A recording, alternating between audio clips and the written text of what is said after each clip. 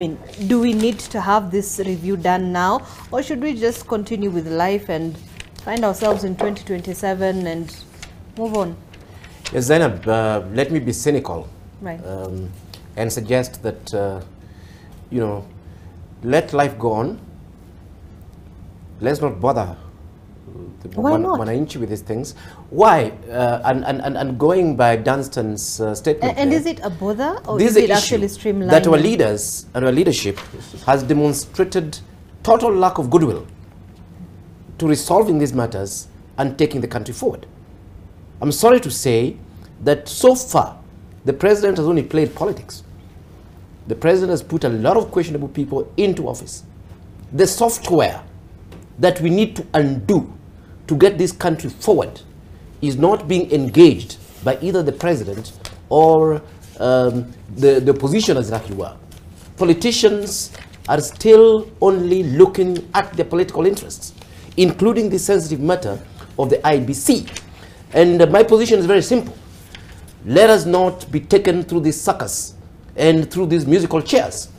Really, if we really care about this country, it is time that the political leadership closes ranks and deals with these matters once and for all. But if they want to continue playing politics as usual, then let's accept that that is our lot until this country collapses, so that serious leadership can take over and move this country to the right direction. The problem with Kenya, Zainab, the problem with Kenya is a software problem. It's a software problem. From government offices to this IBC that we're talking about, to the presidency itself, to the opposition and the way they conduct themselves, is a crisis of leadership. And this is my point. There is no need of wasting our time. In fact, these politicians can meet. They can meet and simply pick under the rug? Exactly, sweeping things under the rug. Why? So you see, the thing is that that's what I'm telling you. We actually have a leadership crisis.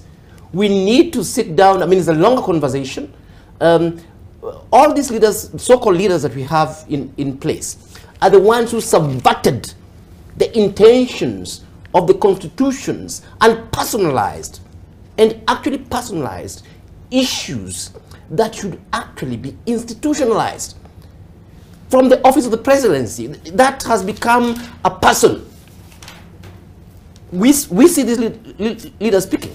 Of course, we're seeing the president the other day. I mean, the hero worship that we thought was a thing of the past, because we had a new constitution that put in place systems of governance and offices. We know the way government works. We know the way the opposition works. We know the way the presidency works. We know the way all those offices work. Has nothing to do with the rule of law, to do with systems, to do with institutions and so on. And we're not seeing this being addressed.